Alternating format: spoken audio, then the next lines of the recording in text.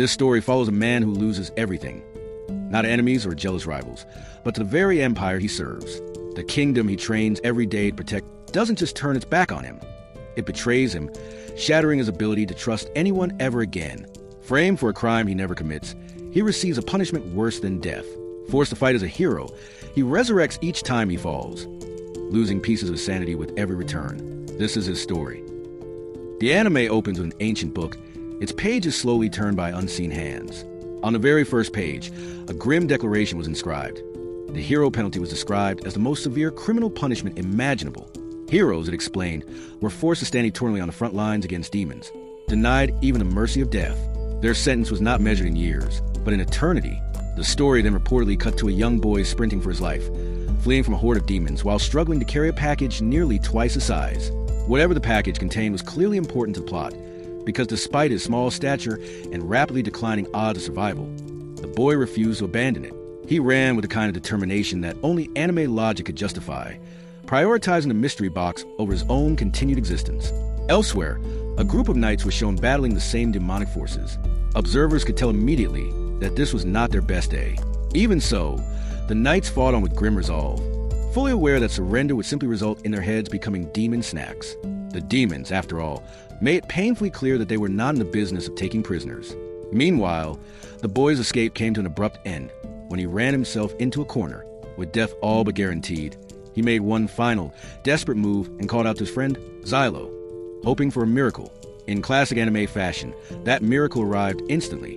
Xylo was said to appear from nowhere, effortlessly cutting down pursuing demons and immediately establishing himself as both the protagonist and the walking definition of overpowered. After the rescue, Xylo noticed that the boy, who introduced himself as Dado, was gravely injured. Dado calmly asked Xylo to kill him, explaining the heroes were revived later anyway, and that surviving would only make things more painful. Xylo firmly rejected the idea, reminding him that every revival involves summoning a soul back from hell. Each returned damaged memories and stripped away parts of who the person once was. Xylo, fully aware of his own sentence as a hero, declared that he refused to die unnecessarily. His memories, he insisted, were the one thing he would not surrender. Only after delivering this dramatic and oddly philosophical speech did Xylo finally tend to Dado's life-threatening wounds, proving once again that monologues were apparently a medical prerequisite in this world. Once Dado was stabilized, Xylo questioned him about the massive package. Dado admitted that prioritizing over his own life made little sense, but blamed the decision on questionable narrative writing. Upon inspection, Xylo realized the package was actually a sealed grave. When it was opened, it revealed something astonishing. A small, divine-looking girl, unmistakably a goddess. Xylo identified her as one of the goddesses created by humanity as their final hope against the demon threat. No irony intended, he claimed. After this revelation, Xylo and Dado left the goddess where they found her and moved toward a nearby battlefield, where the holy knights were being thoroughly overwhelmed. Dado, despite his reputation, suggested the sensible option of not getting involved. Xylo, however, confidently asserted that he could handle it, citing what could only be described as overwhelming narrative protection. As they prepared to charge in, the goddess overheard Xylo's heroic declaration and awakened fully, recognizing him as her chosen knight. She offered him her power, which Xylo promptly declined, staying true to the long-standing tradition of dense main characters everywhere. Xylo entered the battle alone, defeating waves of demons with single blows. The goddess attempted to assist, but struggled to keep up with his excessive competence. Once the knights were rescued, gratitude was noticeably absent. Rather than thanking Xylo, they were said to feel humiliated at being saved by him. The only reason they refrained from openly insulting him was because the battle had already cost them far more than their pride. Unbothered, Xylo delivered yet another speech, stating that he would continue saving people regardless of how they treated him. This declaration impressed the goddess, now revealed to be named Tiarita, while Dado watched with visible concern for everyone involved. Shortly afterward, Xylo received a call from his associate, Venedim, who informed him of another mission involving imperiled knights and the usual heroic compensation, $0 per hour. Xylo accepted immediately and set off once again, this time accompanied by Dado and the newly awakened goddess, ready to continue his unpaid, eternally thankless career as a hero. Elsewhere on the battlefield, the knights were locked in a brutal life-and-death struggle against the demons, led by their highly capable and undeniably beautiful Captain Kivia. It was reportedly no mystery why so many knights charged so willingly toward what was almost certainly their demise. With a leader like her, morale was high, logic was optional, and survival was negotiable. As the front line of demons surged forward, the knights responded by thrusting their spears, which unleashed crackling green lightning upon impact. The first wave of demons was successfully driven back, but the victory was short-lived.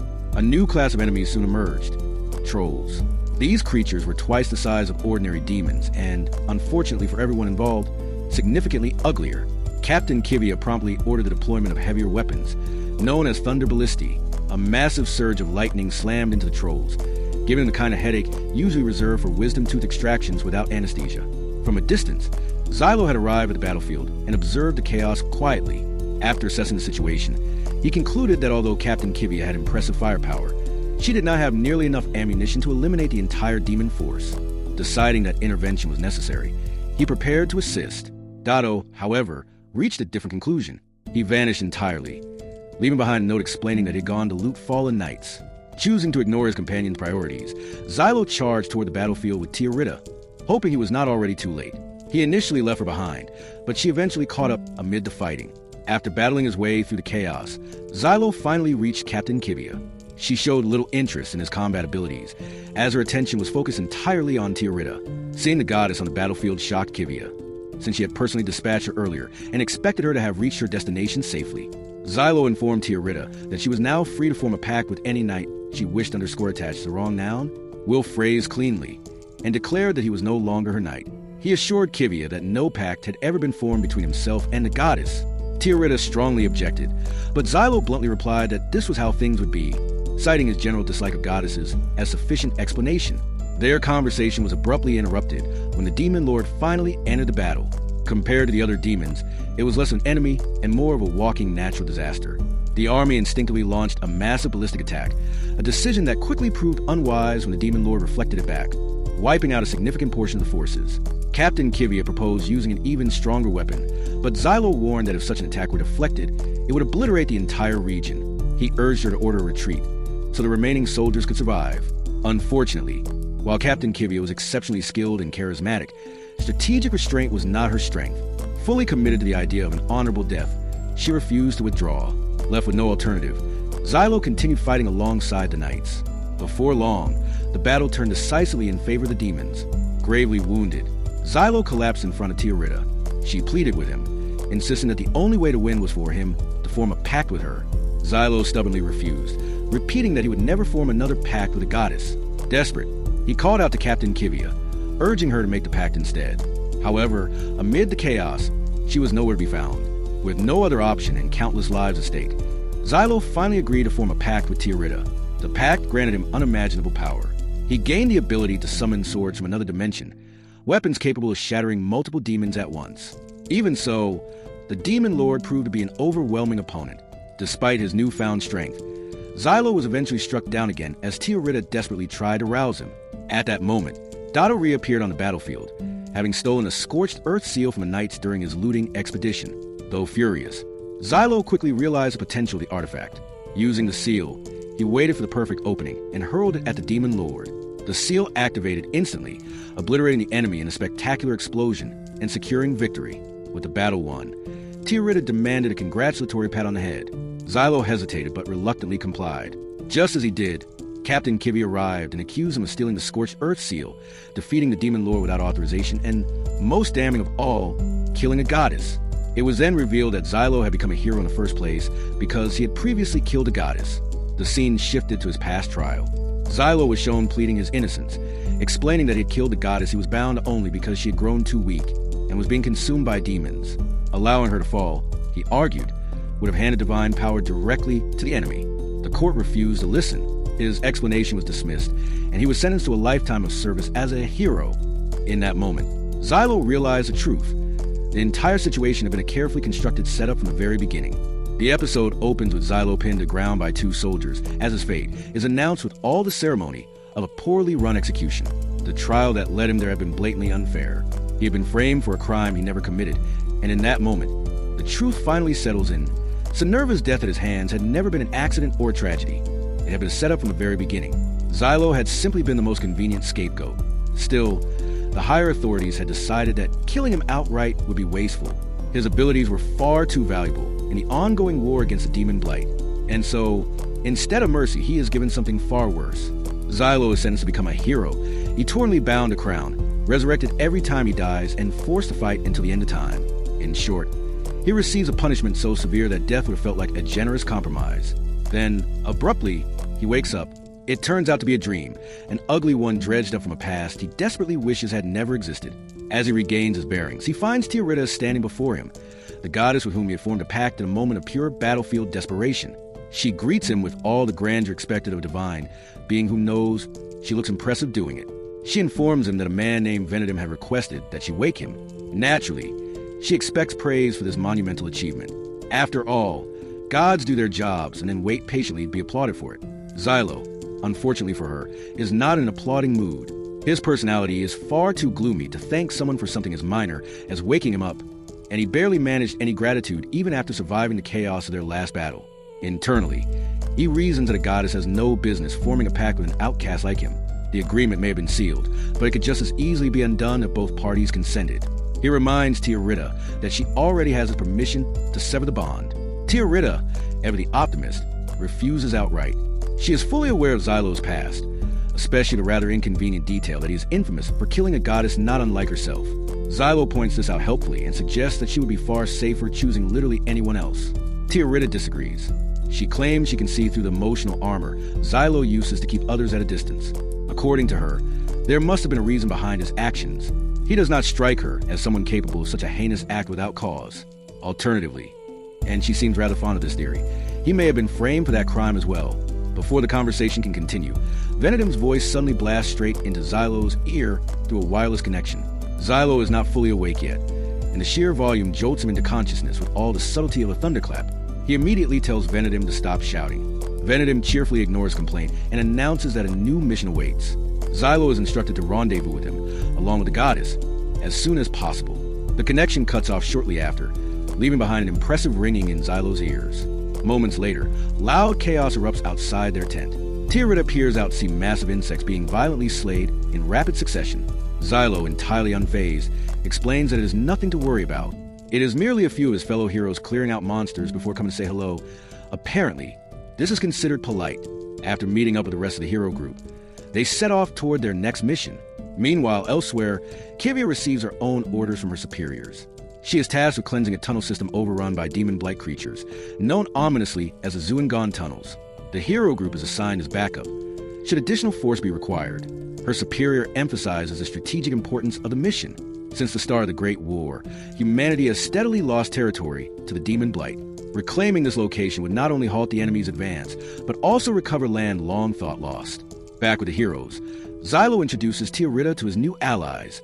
One of them is Venedim, whose volume control remains theoretical at best. Another is His Highness Norgel, a man who is not actually a king, but is so committed to the idea that everyone has collectively decided it is easier to humor him. His sentence to herohood stems from leading a terrorist attack on the kingdom, which in his mind was apparently just a very misunderstood revolution. The final member is Tatsuya. He speaks little and lingers even less. He has been a hero longer than any of them and has been resurrected so many times that he has completely forgotten who he once was. Even his past feels like a story about someone else. Xylo finds his fate deeply unsettling. The idea of losing his identity piece by piece disgusts him. That is why, despite knowing that heroes can always be revived, he makes a personal rule to avoid dying whenever possible. After all, immortality is far less appealing when it comes at the cost of forgetting who you are. Eventually, the hero team arrives at the town bordering the Zuengan tunnels. As they wander through its streets, it becomes painfully clear that the place is as lifeless and gloomy as a town can possibly be. Given its proximity to demon blight territory, this desolation is hardly surprising. Many of the townspeople have already fallen victim to the blight, leaving behind empty homes and an atmosphere thick with despair. Xylo attempts to gather information by approaching a local woman and asking about the tunnel that has claimed so many lives. The moment she realizes he is a hero, her expression hardens. Heroes, after all, have earned a grim reputation for committing heinous acts under the guise of duty. Xylo assures her that he means no harm, but his words fail to comfort her. She turns away, dismissing his presence entirely, bitterly stating that their help is useless. If they truly intended to save the town, they should have come sooner. Now, most of it is already lost. Not long after, Xylo encounters a young girl who hesitantly speaks to him about the Zuengan tunnels. With tears streaming down her face, she explains that her father entered the tunnels and never returned. Xylo finds himself unable to offer even a false promise of hope. He knows all too well that there is no realistic chance her father is coming back. More than likely, he has already become another casualty of the demon blight. With heavy hearts, the heroes make their way toward the tunnels. Along the way, their discussion turns to the sacred seals, abilities some claim are divine wisdom bestowed upon humanity by the gods themselves. Xylo reflects that, in his current physical condition, he can only wield 2 of them, a limitation he is keenly aware of.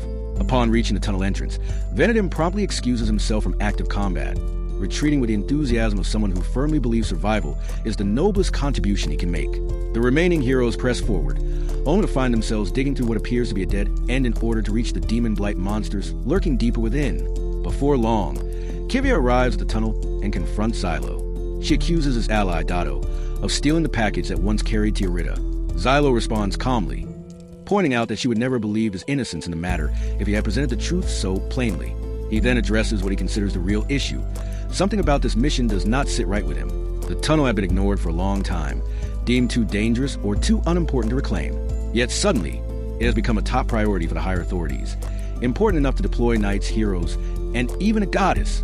To Xylo, the situation reeks of ulterior motives. Kivia, however, dismisses his suspicions, telling him to abandon the conspiracy theories and focus on the task at hand. Xylo and Tatsuya resume digging until they finally break through and encounter the demon blight monsters. Xylo is the first to engage, activating his explosive sacred seal and triggering controlled detonations with his throwing knives. He carefully restrains the blast, knowing that excessive force could collapse the tunnel and bury them all alive. Tatsuya, on the other hand, faces no such limitations. He moves with lethal precision, cutting down wave after wave of demon blight creatures without hesitation. Together, their combined skill proves overwhelming. The horde is eliminated without a single casualty among the heroes. Not long afterward, a distress signal reaches them from Kivia. Xylo and the others immediately rush toward the section of the tunnel where she and her knights are stationed. Finding her overwhelmed, Xylo and his peers are given permission to engage freely, and they swiftly neutralize the remaining demon blight threats. In the aftermath, they discover a terrified human survivor, too shaken to speak. Kivia consults Xylo about the potential casualties of launching a full-scale rescue operation deeper within the tunnel. Xylo responds with a grim estimate, one that forces her to reconsider the plan entirely. In the end, Xylo chooses to shoulder the danger alone. Tyrita's life is far too precious to him to risk her being trapped in a collapse. Although she is willing to lend him her power, he decides to move ahead without her, ensuring that if everything goes wrong, she will not be buried alongside him. For Xylo, this is a risk worth taking, because some lives cannot be gambled, even in a war where death is routine. The 3rd episode opens with a group of cave workers desperately attempting to fend off a swarm of monsters. They are driven into a corner, clinging to fragile doors as their final line of defense. Even as they struggle to hold the doors shut, they understand that the barrier will not last long. Their fears are realized when the doors finally give way. Just as hope seems lost, 2 knives suddenly appear from the darkness, striking the insect-like demons and detonating on impact. The attack comes from Xylo, who has arrived just in time to rescue them. Norgal does not personally enter the fray. Instead, he issues commands to his fellow heroes, asserting his authority as king. Tatsuya, as expected, launches into a ruthless rampage, cutting down demons without hesitation. With their combined efforts, the immediate wave of monsters is eliminated. Once the area is secured, Norgal reflects on the workers they have saved, viewing them as citizens of his imagined kingdom. He assures them that they may rest easily now, as they are under his protection. After the battle, the heroes sit with the rescued workers and speak with them at length. During the conversation, Xylo explains to the group that Norgal is not truly a king, but is instead delusional due to his psychological condition. He then introduces himself as a sacred seal specialist, capable of forging objects that allow their users to summon magical power. Norgal adds that sacred seals are particularly difficult to use in enclosed caves, as they draw power from sunlight. In such an environment, both the seals and their wielders possess limited luminescence, causing the seals to drain energy more quickly while also functioning at reduced strength. The workers are fascinated by Norgal's knowledge and by the speed at which he can forge seals. One of them casually asks Xylo about the clasp attached to his clothing. Xylo explains that it measures the amount of luminescence remaining in his body. Norgal proudly declares that, as an elite guard of the kingdom, Xylo possesses many times the luminescence of an ordinary person. Later, Xylo speaks privately with one of the workers and asks what truly happened in the cave. The worker explains that the miners are usually the last to be informed of anything, even during emergencies. Originally, 50 workers had been stationed there. One day, a miner heard something suspicious and followed the sound into the darkness. He eventually returned, infected by the blight. With no other choice, they were forced to kill him. After that, more men were gradually lost as blight monsters appeared and devoured them one by one.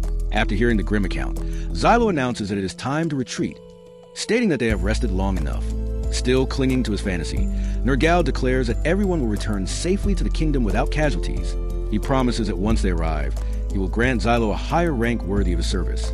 Xylo agrees, though his voice carries no enthusiasm. Before they can even move, another wave of blight monsters ambushes the group. The workers attempt to fight back, but are largely paralyzed by fear. Nergal proclaims that the first to die protecting the workers will be Xylo, followed by the king himself, and then Tatsuya. He vows that they will lay down their lives as servants of the kingdom. Xylo finds himself amused by the absurdity of Nergal's imagined kingship. Eventually, they manage to repel the attackers once again. However, the repeated battles leave the workers nearly devoid of hope. Xylo attempts to inspire them with a speech, but his words only deepen their despair. Nergal then steps forward and delivers a speech in full confidence as their king. To Xylo's surprise, Nergal's words reignite the workers' morale far more effectively than his own. That renewed enthusiasm is short-lived, as yet another wave of blight monsters attacks. This time, the workers fight more competently, managing to hold their ground. Unfortunately, the number of enemies is far greater than before. Just as they are about to be overwhelmed, countless blue swords rain down from the air, cutting through a large portion of the blight monsters. The attack comes from Tiarita, the goddess of swords. She apologizes for her delay and cheerfully declares that victory is now assured with her assistance. After the battle, Tiarita asks Xylo to praise her, but he firmly reiterates that he does not wish to rely on the power of a goddess. Confused by his reaction, Tiarita argues that her delay was his fault, as he had left her behind with the White Knights. She explains that she had to sneak past him just to reach him and protect him. Even so, Xylo remains unconvinced. He tells her that she should never lay down her life for others, and that she should care only for herself rather than seeking approval or sacrifice. Rather than discouraging her, his words only fuel Tiarita's resolve. She tells Xylo that she understands he cares for her and simply wants her to live. It is precisely because of people like him that she chooses to protect others and place her life on the line. She explains that her desire to help and protect will never change, whether he accepts her or pushes her away. If he truly cares for her, she insists, he should keep her close, protect her, and fight alongside her by using her power. Xylo is left completely speechless. Before he can respond, another wave of monsters emerges. This time, convinced by Tiarita's words, Xylo wields her sword to protect the workers. Together, they handle the enemies efficiently. Suddenly, a piercing, unnatural sound echoes through the cave. Everyone is affected except Tatsuya. From the source of the sound emerges the demon Lord Lotus. The noise exerts a hypnotic influence, drawing humans toward the demon and bending them to its will. Xylo manages to resist to some extent, but the workers begin moving helplessly toward the creature. Unaffected by the sound, Tatsuya charges forward, aiming to cleave the demon in two. Xylo provides cover from behind. Tatsuya reaches what appears to be the demon's core and slices it apart, only to discover that it was a decoy. Tiarita spots the real core and alerts Xylo. He attempts to strike it down with her swords, but realizes that his luminescence has been completely depleted. At that moment, Nergal uses a powerful sealed artifact to engulf the demon lord in blue flames. However, the demon retaliates by grabbing him with a massive branch and suspending him from the ceiling. Xylo seizes a flame-producing device, but before he can use it, countless branches restrain him as well. In a shocking display of resolve, Nergal frees himself by cutting off his own leg. He plunges downward toward the demon's core, White Sword aims straight at it with murderous intent. The attack severely weakens the demon lord and creates the opening Xylo needs. Seizing the moment, Xylo unleashes the blue flames, burning the demon to ashes and bringing the battle to its end. After the ordeal, everyone returns to the nearby village. The families are relieved and overjoyed to learn that many of their loved ones have survived. Despite their gratitude, however, they find themselves unable to openly thank the heroes. The group is still burdened by its reputation, known for having committed a grave crime in the past, an offense so severe that it is the very reason they were condemned to serve as heroes. One of the rescued workers approaches Xylo privately and tells him that past crimes matter far less than who they choose to be in the present. He explains that people change, and that if they continue to do good, acceptance will eventually follow. His young daughter then steps forward and offers Xylo a flower. Xylo accepts the gesture, but later gives the flower to Tiarita, telling her that he appreciates the sentiment, though he feels the flower suits her far better than it ever would him. Not everyone in the village shares this quiet appreciation. The village priest voices a far harsher opinion, arguing that the heroes disobeyed direct orders and should therefore be punished. Captain Kivia openly disagrees and stands up to him, insisting that regardless of their past or their defiance, the heroes undeniably saved many lives that day. From a distance, Kivia watches Xylo with a mixture of emotions. She feels a growing respect for him and begins to realize that there is far more to him than she initially believed. At the same time, She struggles to reconcile this newfound admiration with the serious crime he committed in the past. Caught between judgment and respect, she is left conflicted, uncertain of where her feelings toward him truly lie. The anime opens with Xylo and his team traveling toward their newly assigned area, with Tiarita accompanying them as expected. As they move through a harsh and dangerous route, Tiarita questions why they cannot simply use the same main road they had taken before.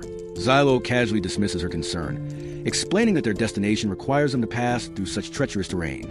In truth, however, the situation is far more severe. Heroes are strictly forbidden from using public roads, and even such a minor infraction could cost them their lives.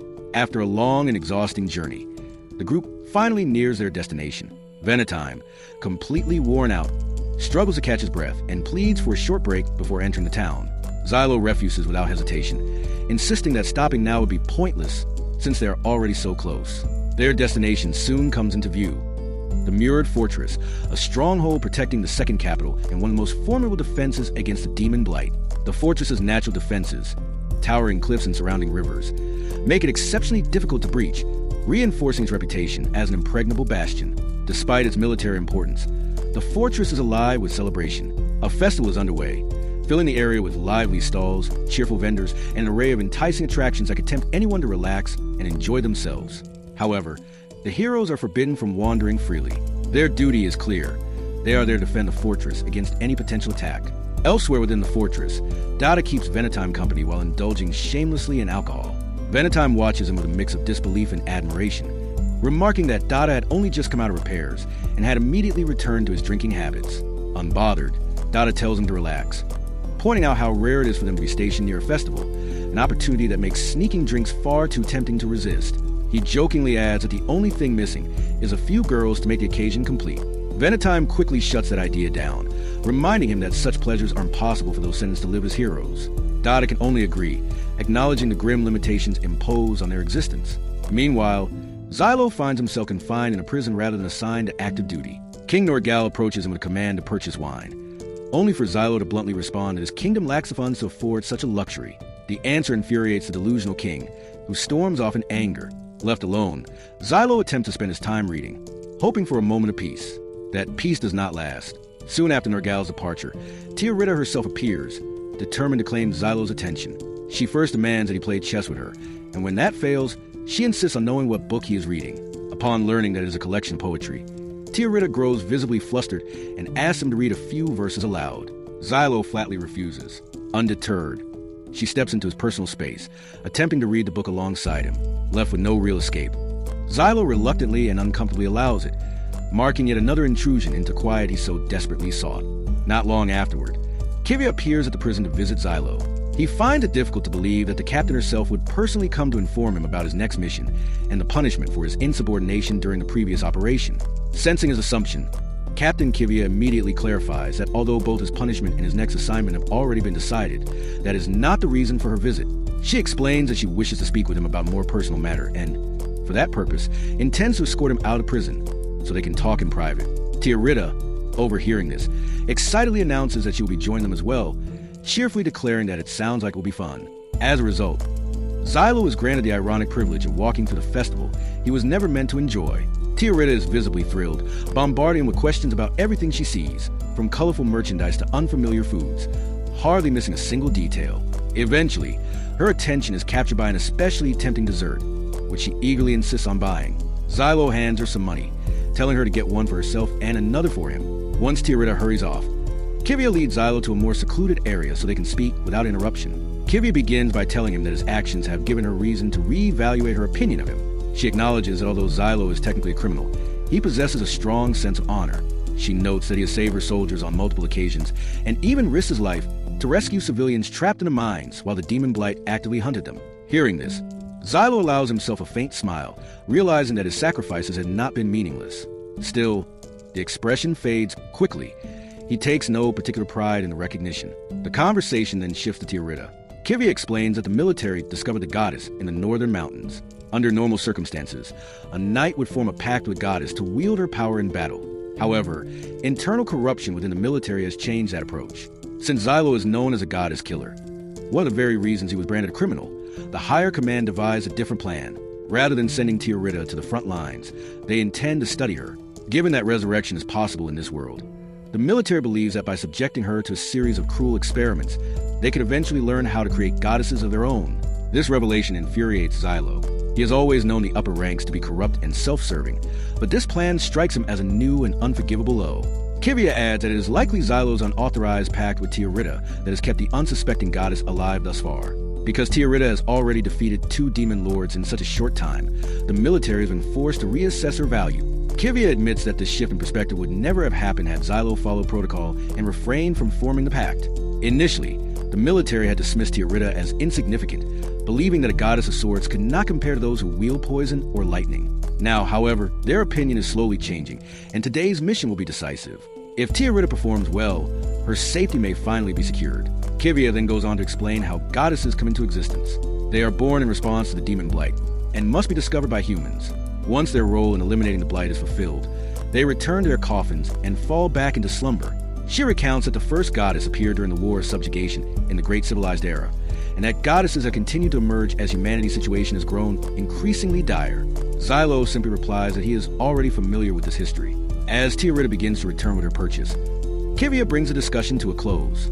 She informs Xylo that the mission has been finalized and instructs him to contact the appropriate personnel for a full briefing, leaving the weight of her revelations hanging heavily in the air. Xylo and Venatime are summoned to the briefing room, where a senior officer lays out the details of the upcoming operation with chilling bluntness. They are told that this battle is meant to be fought to the death. The heroes stationed at the fortress are expected to hold off the incoming demon blight, continuing to fight until every last one of them falls. The military's true objective is not their survival, but time. They intend for the heroes to endure long enough for the 15th demon lord, Iblis, to appear. Once Iblis emerges and finishes off the heroes, the next phase of the plan will begin. The goddess of poison will then release her power, poisoning the entire fortress and everything within it, including the demon lord. The stronghold will be transformed into a massive tomb, a grave designed specifically for Iblis. For the plan to succeed, the heroes must act as bait and willingly sacrifice themselves, a role the military considers fitting. Given what heroes are ultimately used for, Xylo immediately senses something deeply wrong. He questions why retreat is not an option once the demon lord appears. If they withdraw at that point, the demon lord could still be lured into the fortress and eliminated, while the heroes themselves would be spared. To him, it seems like an obvious solution. The officer conducting the briefing shuts him down, stating coldly that such decisions are not for Xylo to make. Heroes are meant to die on the battlefield, be revived later for their service, and accept that fate without protest. The matter, he insists, is final. Venatime, however, responds very differently. With a bright, almost cheerful smile, he openly agrees with the proposal, then smoothly begins suggesting a few minor revisions in a calm, pleasant tone, one capable of softening even the most ruthless listener. His words are carefully chosen, his delivery flawless. The officer does his best to resist the pressure, repeatedly insisting that he has no authority to alter the plan. Venatime barely lets him finish. He casually tells Xylo to leave the room and find Captain Kivia instead, remarking that the discussion will be far more productive that way. As Xylo turns to go, Venatime stops him and asks what he will need for the upcoming battle. Xylo replies that additional soldiers and a few extra weapons would make a significant difference. Venatime immediately assures him that this will not be a problem. Half-jokingly, Xylo adds that if Venatime finds it so easy, he might as well secure them a full pardon, relieving them of the mission entirely. Venatime, utterly confident in his persuasive abilities, declares that he is willing to try convincing the general of even that outrageous request. At that point, the general snaps, ordering them to stop talking and calling Venatime back to continue the discussion. Before returning, Venatime quietly tells Xylo not to underestimate him, adding that he was once very close to saving the entire world. The scene then shifts into Venatime's past. In the flashback, Venatime is shown after being caught yet again for running another scam. The kingdom's higher authorities have taken notice of him. It quickly becomes apparent that Venatime possesses an unnatural talent for persuasion. He has been put on trial numerous times, and on every occasion, he has somehow convinced a judge to grant him a pardon. His history is filled with fraud, cons, and elaborate investment schemes. The official seated across from him admits that he genuinely admires Venatime's abilities. He then presents Venatime with an article Venatime himself had written, one that claimed, with little to no concrete evidence, that the kingdom had been infiltrated from within by demon blight spies. Venatime immediately dismisses it, stating that the article was nothing more than a lie. The official calmly disagrees, explaining that despite Venatime's intentions, the article revealed an uncomfortable truth. He goes on to say that the kingdom does not particularly care about Venatime's scams. Those crimes are tolerable. However, Accidentally exposing a truth that could unravel the Demon Blight's long-term plans is something they cannot overlook. Realizing the gravity of the situation, Venetime begins to panic. He understands that he has stumbled into something far larger than any scheme he has ever run. The judgment is swift. Venetime is sentenced to become a hero, not as an honor, but as a punishment. From that moment on, he is to serve as disposable flesh in the kingdom's war against the Demon Blight. Back in the present, Xylo watches in disbelief. He still cannot comprehend how Venetime is managing to convince the general to provide everything they ask for, despite the fact that their demands are clearly excessive for criminals condemned to serve as heroes.